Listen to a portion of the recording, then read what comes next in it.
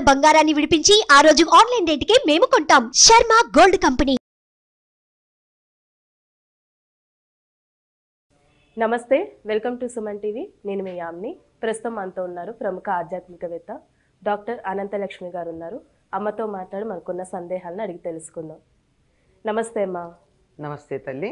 అమ్మ, ఇప్పుడు ఆషాఢ మాసంలో వచ్చే పౌర్ణమికి ప్రాధాన్యం ఏంటమ్మా? అసలు ప్రతి పౌర్ణమికి ఒక ప్రత్యేకత ఉందమ్మా. పర్వం అంటారు. అంటే చంద్రుడు పూర్తిగా ఉంటాడు కనుక, పూర్తి కళలతో 16 కళలతో ఉంటాడు కనుక మనసు చాలా చక్కగా ఉంటుంది. చంద్రుడికి మనసుకి సంబంధం ఉందని చెప్తాం. ఆషాఢ మాసంలో వచ్చేటటువంటి పూర్ణిమ ప్రత్యేకంగా గురు పూర్ణిమ అనే పదంతో చెప్పుకుంటాం మనం. వ్యాస పూర్ణిమ అని కూడా అంటాం. అంటే ఈనాడు వ్యాసుడు జన్మించాడని చెప్పేది ఒకటి ఉంది. ఈనాడు కృష్ణద్వైపాయనుడికి వ్యాసపీఠం మీద కూర్చోబెట్టారని చెప్తారు. అంటే వ్యాస శబ్దం అన్నది ఒక వ్యక్తిది కాదు, అది ఒక పొజిషన్, ఒక పదవి. ఆ పదవిని ఇచ్చి వ్యాసుడుగా కృష్ణద్వైపాయనుండి మనం ఈనాడు వ్యాసుడని ఎవరినైతే పిలుస్తున్నామో ఆయనకు ఆ పదవిని ఇచ్చినటువంటి రోజుగా చెప్తారు. వ్యాసుడు సమస్తమైనటువంటి జ్ఞానాన్ని, ప్రస్తుతం మనకున్నటువంటి సమస్తమైన జ్ఞానాన్ని ఇచ్చినటువంటి వాడు. వ్యాసుడు చెప్పందే ఒక్క మాట కూడా వ్యాసుడు చెప్పందే మనకు కనపడదు. అంతా వ్యాసుడు. ఎందుకంటే 4 వేదాలని విభజించిన వాడు, దాంట్లో ఉన్న సారాన్నంతా 18 పురాణాలుగా, ఉప పురాణాలుగా, మహాభారతం అనేటటువంటి ఇతిహాసంగా, ఆ తర్వాత భాగవతం అనే మహాపురాణం, బ్రహ్మసూత్రాలు, ఇలాంటివన్నీ మనకి అందించాడు. ఇవాళ మన దగ్గర ఉన్న సనాతన ధర్మానికి సంబంధించిన వాంగ్మయం ఏది ఉందో అదంతా వ్యాసుడు మనకి ఇచ్చింది. అటువంటి జ్ఞానాన్నంతా ఒక్కచోట పెట్టి ఆ జ్ఞానానికి సంబంధించినటువంటి ఒక పీఠాన్ని ఆయనకు అప్పచెప్పినటువంటి రోజు ఈ వ్యాస పూర్ణిమ.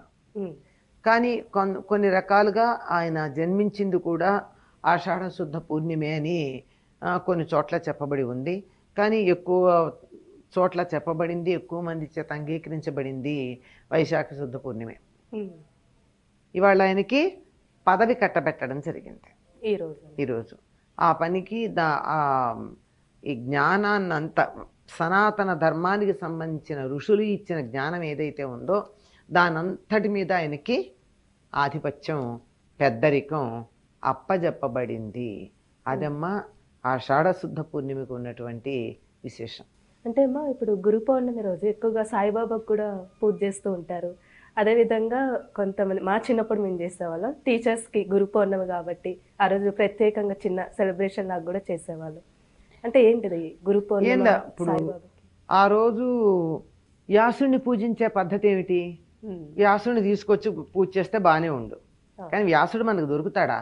దొరకరు కదా.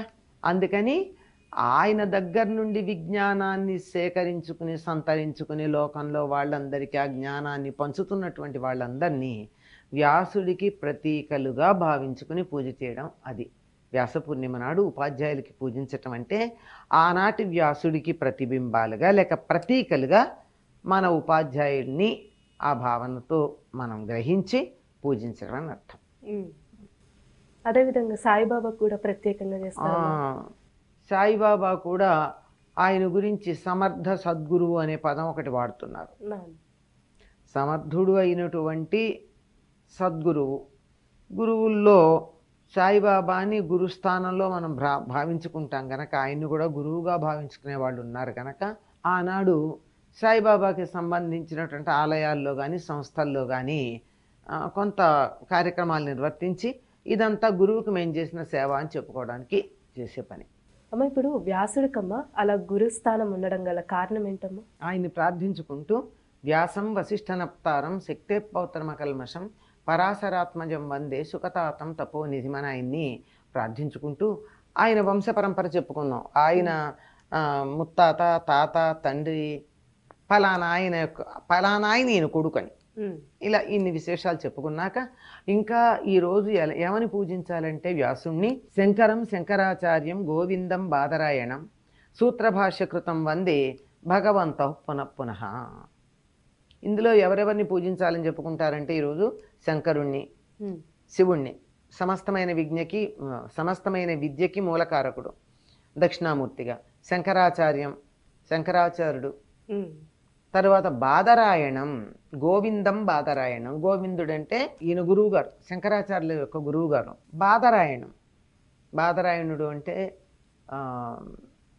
వ్యాసుడు. వ్యాసుణ్ణి సూత్రభాష్యకృతం వందే, వేదాంత సూత్రాలకు భాష్యకారుడైన వ్యాసుణ్ణి, వీళ్ళందరినీ కూడా మేము మళ్ళీ మళ్ళీ స్మరించుకుంటున్నాం అన్నారు. వీళ్ళంతా విజ్ఞానానికి విద్యకి కేంద్రస్థానమైనటువంటి వారు. వారి నుండే లోకంలోకి విద్యంతా ప్రసరించటం జరిగింది. కనుక ఈనాడు వ్యాసుణ్ణి పూజించుకుంటూ ఆయన కన్నా ముందున్నటువంటి శంకరుణ్ణి కూడా, శంకరుడంటే కైలాస శంకరుడు, ఆయన్ని కూడా పూజించుకోవాలి అని చెప్తారు. ఎందుకని పూజించాలి? ఎందుకని అంటే అస్తవ్యస్తంగా పడి ఉన్నటువంటి వేద రాసులని, మంత్రాలని రాసులుగా ఉన్నాయి. చదవడం మొదలు పెడితే ఎట్లా చదవాలో తెలియదు. అటువంటి వాటిని చక్కగా చదువుకోవడానికి అనుకూలంగా ఉండేట్టు 4గా విభజించాడు. అందుకే ఆయనకి వ్యాసుడు అన్న పేరు సార్థకమైంది. వ్యాసీకరించాడు, సెపరేట్ చేశాడు. ఇవన్నీ పాడుకోదగినవి సామవేదం, ఇవన్నీ దేవతా స్తుతిపరమైనవి ఋగ్వేదం, ఇవన్నీ నిత్యనైమిత్తిక క్రియలకు సంబంధించినవి యజుర్వేదం, ఇవన్నీ అసలైనటువంటి శాస్త్రానికి ఉపకరించే ఉపశాస్త్రాలు ఇది అధర్వణ వేదం అని చెప్పి వాటన్నిటిని అలా విడివిడిగా చక్కగా వర్గీకరించి చెప్పినటువంటి వాడు వ్యాసుడు. అందువల్ల మనకి వాళ్ళ జ్ఞానం ఉంది అంటే ఎవరి వల్ల ఉంది? మనకి చదువుకోవడం కూడా ఇబ్బందిగా ఉండేటటువంటి వాటిని చదువుకోవటానికి అనుకూలంగా ఉండేట్టు చేశాడు. మేమంతా చదవలేమండి, కానీ అందులో ఉన్న సారం కావాలి. అయినా మాకు ఊరికే చెప్పడం కాదు, అది మా మనసుకు హత్తుకునేట్టు చెప్పాలి. అలా అన్నప్పుడు అంతకుముందు జరిగినటువంటి అనేక మహాయుగాల్లో జరిగినటువంటి కథల్ని తీసుకుని వాటన్నింటినీ పురాణాలుగా రచించాడు. 18. రాజుగా శాసనం చేస్తే వినలా, మంత్రిగా సూచనలు ఇస్తే వినలా, ఇంకా ప్రియురాలుగా చెప్తామన్నా వింటాడేమో.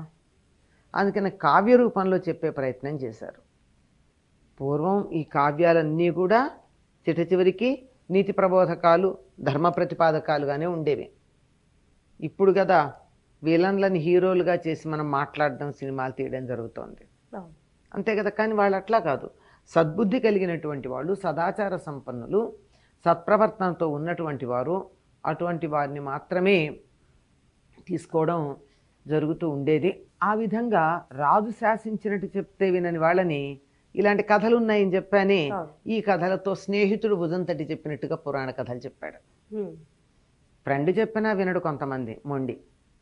వాడికి కాంతా సంహితయా, ఇష్టురాలైనటువంటి భార్య చెప్పిన విధంగా చెప్పాలి. అలా చెప్పినది కావ్యాలు. ఇలా చెప్పేటటువంటి దాన్ని వేద పరిజ్ఞానం, దాన్నే పురాణ కథల్లో ప్రతీకలుగా చెప్పడం, లేదు ఒక సూత్రంగా చెప్పాలి, నాకు ఇంత కథలు చదివే ఓపిక లేదంటే చక్కగా బ్రహ్మసూత్రాలు, ఇలా సమస్తమైనటువంటి ఆర్ష విజ్ఞానం ఇవాళ మనకున్నది ఏదైతే ఉందో అదంతా వ్యాసప్రోక్తమే. కనుక ఈ విజ్ఞానం మనకు కావాలంటే ఆయనకోసారి దండం పెట్టుకోక తప్పదు. చాలా చక్కగా తెలియజేస్తారమ్మా, ధన్యవాదాలు మీకు.